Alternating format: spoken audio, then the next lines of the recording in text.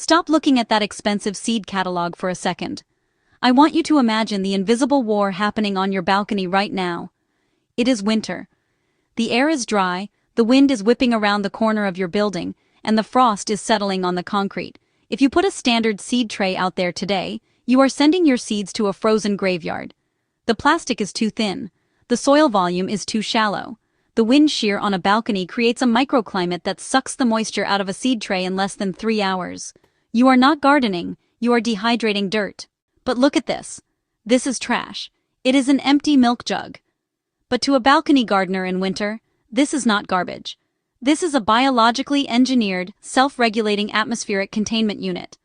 When we treat this plastic vessel correctly, we aren't just planting seeds. We are building a biosphere. We are creating a pocket of eternal spring in the middle of a winter storm. Today, I am going to show you why the humble milk jug destroys the expensive seed tray for balcony growers, and exactly how to turn your recycling bin into a high-yield food factory. Welcome to the lab. We are using a method called winter sowing, but we are modifying it specifically for the vertical, exposed environment of a balcony. This isn't about just throwing dirt in a jug. It is about understanding thermodynamics. We need to manipulate 3 invisible forces: thermal mass, humidity retention, and light diffusion. Standard seed trays fail on balconies because they have 0 thermal mass. The wind hits them, and they freeze instantly. Milk jugs, however, hold a deeper column of soil that resists freezing, and the enclosed top captures the heat of the sun, creating a greenhouse effect that can keep the internal temperature 20 degrees warmer than the air outside. We are going to cover the incision, the drainage engineering, and the stratification process. Let's start with the architecture. If you use a seed tray, you have a large surface area exposed to the air. That is your enemy. Evaporation is the thief of the balcony garden. We are going to take our milk jug and create a hinged biosphere. I want you to cut the jug horizontally, right below the handle, but leave a 1-inch uncut section to act as a hinge. This is crucial. This hinge allows you to open the dome on sunny days to vent heat, and snap it shut at night to lock in moisture. Now flip it over. We need drainage, but not just any drainage. On a balcony, you don't have worms coming up from the ground to aerate your soil. You are working with a closed system. We need substantial airflow from the bottom to prevent anaerobic bacteria, the bad guys, from rotting your roots. Drill at least 4 half-inch holes. Do not use a needle. Use a drill or a hot skewer. We want gas exchange. We want oxygen entering the root zone from beneath. This is where most beginners fail. They grab heavy garden soil or cheap topsoil. Do not do that. In a container, this small heavy soil turns into concrete. We need a mix that holds water like a sponge but breathes like a lung. We are using a high-quality potting mix, ideally with extra perlite. I want you to moisten this soil before it ever goes into the jug. It should feel like a wrung-out sponge. If it's dripping, it's too wet. If it's dusty, it's dead. Fill the jug deep. We want at least 4 inches of soil depth. Why? Because soil volume equals insulation. A shallow seed tray has maybe 2 inches of soil. That freezes solid in an hour. 4 inches of soil has a thermal core. It takes much longer to freeze, protecting the dormant seeds in the center. You are building a blanket out of earth. Pack it down gently, don't compress it, just settle it. You want to eliminate large air pockets where roots could dry out, but leave the microscopic pores open.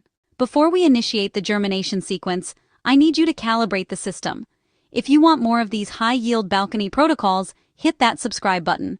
It ensures you never miss a data drop. And smash the like button. It signals the algorithm that small space science matters. Now we sow. For winter on the balcony, we are choosing cold, hardy warriors. Spinach, kale, onions, native wildflowers.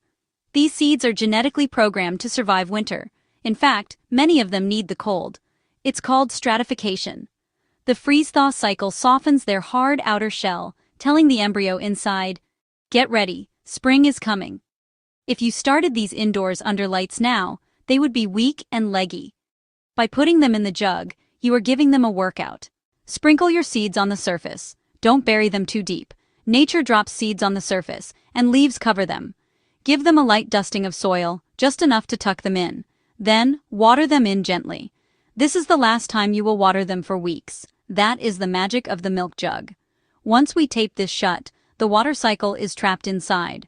The sun hits the soil, water evaporates, hits the plastic roof, condenses, and rains back down. It is a perpetual motion machine of hydration. Seal the cut with duct tape. Seal it tight. We want the only opening to be the spout at the top. This spout is your chimney. It lets excess heat escape so you don't cook your seeds on a sunny day, but it's small enough to keep the snow and rain out. Leave the cap off. I repeat, throw the cap away. If you leave the cap on, you will suffocate your plants. They need to breathe. Position is everything. On a balcony, you do not place these on the railing where the wind is strongest. You place them on the floor, against the wall of your building. Your building is a giant radiator. It absorbs heat during the day and releases it at night. By placing your jugs against the wall, you are borrowing that heat. You are stealing energy to keep your babies alive. Fast forward to March. While the seed tray gardeners are struggling with leggy, weak seedlings that die the moment they touch real sunlight, you will open your jugs to find thick, stocky, battle-hardened transplants. They have felt the cold. They have felt the wind. They are acclimated. You simply slice the block of soil like a brownie, pull apart the chunks, and plant them. This method costs $0. It recycles plastic, and it produces the strongest plants you have ever grown. Go raid your recycling bin. The laboratory is open. One final variable. I need your data for the collective. Drop a comment below telling me what species you are testing in your winter lab. Spinach, kale, native flowers. Hit like if you are ready to start cutting jugs, and subscribe so you don't miss the harvest results. The experiment continues.